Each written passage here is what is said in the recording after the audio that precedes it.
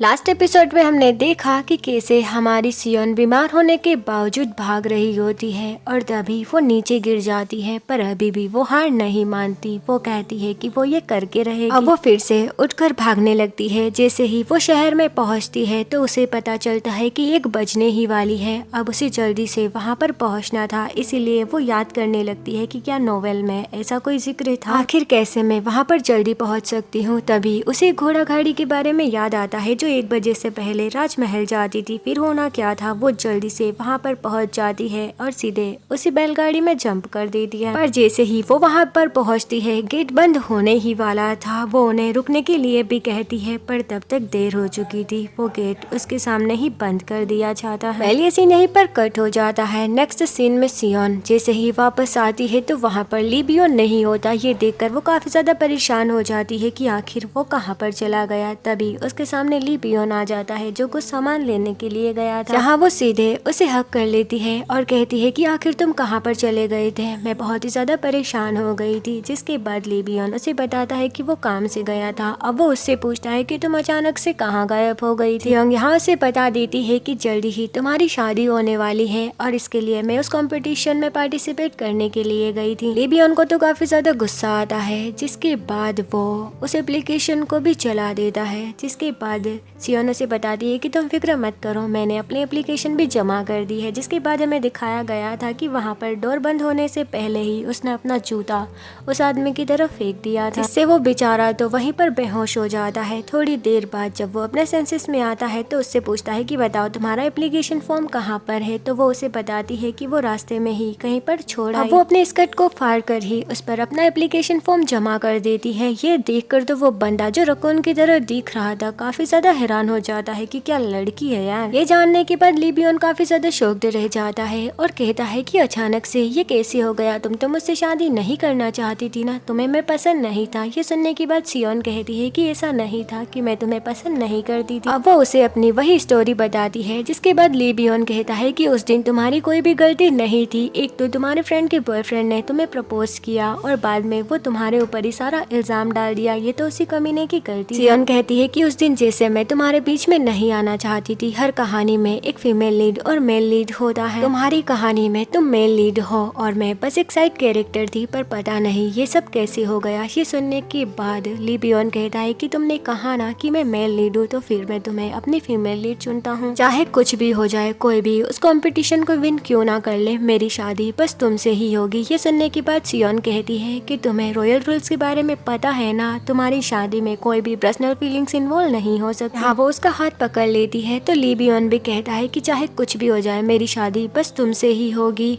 और वो ये भी कहता है कि मुझे पता है कि मेरी शादी किसी न किसी मकसद से हो रही है, मतलब यहाँ पर कोई ना कोई गड़बड़ जरूर है। जिसके बाद वो दोनों ही शहर की तरफ जाने लगते हैं। यहाँ पर हमें काफी सारे रोमांटिक सीन देखने के लिए मिलते हैं और अब ये प्रूफ हो चुका था कि हमारी सियोन भी ली बियोन को काफी ज्यादा पसंद करती है। वो दोनों घोड़े पर सवार होकर सिटी में पहुँच जाते हैं, जहाँ पर ली बियोन सबसे पहले सियोन का चेकअप करवाता है। यहाँ पर वो जो डॉक्टर था वो पूछने लगता है कि क्या आप उस दिन किसी से मिली थी या आपने कुछ खाया था। ये सुनने के बाद सियोन याद करने लगती है और कहती है कि हाँ, उस दिन वो एक फॉरेनर से मिली थी। उस बंदे के पास खाने के लिए पैसे नहीं थे तो उसने उसे खाना भी खिलाया था और बस इतना ही नहीं, उसने उसे शहर भी घुमाया था। ये सब सुनने के बाद ली बियोन काफी ज्यादा शॉक्ड रह जाता है। घर के बाहर सियोन की फैमिली उसके लिए प्रे कर रही होती है। तभी ली बियोन उसे अपनी बाहों में उठाकर वहाँ पर आ जाता है, जिसे देखकर मदर तो काफी ज्यादा खुश हो जाती है। पर फादर रूडली पूछते हैं कि तुम यहाँ पर क्या कर रहे हो। तो यहाँ पर सियोन उन्हें बताने लगती है कि इनकी वजह से ही वो आज यहाँ पर है। अब मदर तो काफी ज्यादा खुश हो जाती है और प्रिंस को अपने साथ अंदर चलने के लिए कहती है, पर फादर इसके लिए नहीं मानते। जिसके बाद प्रिंस ली बियोन सियोन को मेडिसिन देकर वहाँ से चले जाते हैं। नेक्स्ट मॉर्निंग वो क्वीन मदर के पास होते हैं और उनसे कहते हैं कि मैंने अपनी ब्राइड चुन ली है। यहाँ क्वीन मदर कहती है कि क्या तुम भूल गए, रॉयल वेडिंग में पर्सनल फीलिंग्स इन्वॉल्व नहीं होती और तुम्हारी शादी भी ऐसे ही होगी। ये सुनने के बाद प्रिंस पियोन साफ कह देता है कि वो बस अपनी पसंद की लड़की से ही शादी करेगा। ये सुनने के बाद क्वीन मदर काफी ज्यादा शॉक्ड रह जाती है। ली बियोन जैसे ही बाहर आता है तो वहाँ पर हिवा खड़ी थी जो उससे बात करने की कोशिश करती है, पर ली बियोन उसे घंटा भाव नहीं देता क्योंकि उसे तो बस सियोन से ही शादी करनी है। प्रिंस बियोन माँ को ढूंढने का ऑर्डर देता है। जिसके बाद हम सियोन को देखते हैं जो अपने फादर से साफ कह देती है कि वो प्रिंस ली बियोन से शादी करना चाहती है और इसके लिए उसने अपनी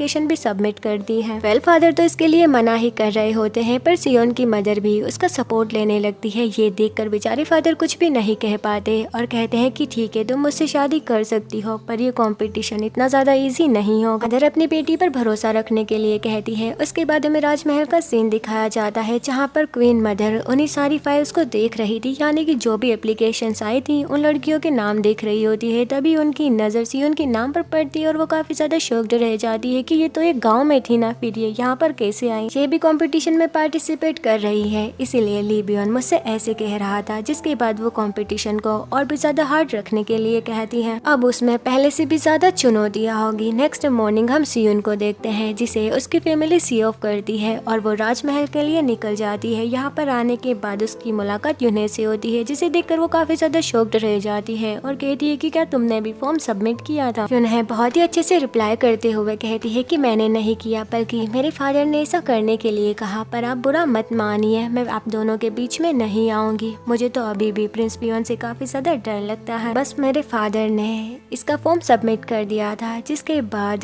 सियोन कुछ भी नहीं कहती, तभी वहाँ चहकती हुई हवा टपक जाती है, जो फिर से यूने को लुक डाउन करने लगती है और सियोन को भी। उसे लगता है कि प्रिंस ली बियॉन तो बस उसी का होकर रहेगा। जिसके बाद फाइनली कंपटीशन स्टार्ट हो जाता है। फर्स्ट राउंड में उन लोगों की हेल्थ को चेक करना था, मतलब कौन कितना ज्यादा हेल्दी है ये पता लगाना था। वेल हमारी सियोन तो काफी ज्यादा बीमार थी, तो उसके लिए ये राउंड काफी ज्यादा टफ होने वाला था। सबसे पहले एक भारी सी बॉल उठाकर उसे दूर फेंकना था। यहाँ पर हिवा आसानी से ऐसा कर देती है, क्योंकि उसकी बॉल तो नकली थी। सारे लोग उस बॉल को देख तो लेते हैं, पर कोई भी कुछ नहीं कह पाता। जिसके बाद हमें बाकी लड़कियों को दिखाया जाता है, जो इतनी हैवी बॉल को नहीं उठा पा रही होती, पर यूने ये काम बहुत ही आसानी से कर देती है, यानी कि वो बहुत ही ज्यादा पावरफुल थी। सियोन के लिए भी वो भारी बॉल उठाना काफी ज्यादा मुश्किल था, पर वो खुद से कहती है कि वो ये कर लेगी, उसे ये करना ही होगा। जिसके बाद वो उस बॉल को उठाकर फेंकती है, तो वो उस लाइन को क्रॉस कर देता है। ली बियॉन जो दूर खड़े होकर टेलीस्कोप से यही सब देख रहा था, वो खुश हो जाता है। तभी सुग्योंग उसके पास आकर कहता है कि क्या होगा अगर तुम्हारे मैरिज के लिए कोई और लड़की सिलेक्ट कर दी जाए। तो यहाँ पर ली बियॉन कहता है कि वो इस कंपटीशन के रिजल्ट को ही कैंसिल करवा देगा। अब सुग्योंग शॉक्ड होकर कहता है कि अगर तुम बाद में ऐसा ही करने वाले हो तो तुम्हें अभी ही इस कंपटीशन को रोक देना चाहिए। ये सुनकर ली बियॉन कहता है कि अभी नहीं, वो इस मैरिज के मकसद को जानना चाहता है। जब सुग्योंग खुद टेलीस्कोप से देखता है तो उसे यूने नजर आती है और ये देखकर उसका दिल टूट ही जाता है। अब इधर नेक्स्ट राउंड की शुरुआत हो जाती है, जहाँ पर इन लोगों को तीरंदाजी करनी थी। वहाँ तो निशाना लगाने में बिल्कुल भी अच्छी नहीं होती, पर यहाँ पर बाकी लोग उसकी हेल्प कर रहे होते हैं। जहाँ जहाँ पर वो निशाना लगा रही थी, वहाँ पर वो बोर्ड लेकर जा रहे थे। राउंड भी वो चीटिंग करके पास कर लेती है। जब हमारी सियोन का टर्न आता है तो हवा काफी जोर से चलने लगती है। ये सुनने के बाद एक लेडी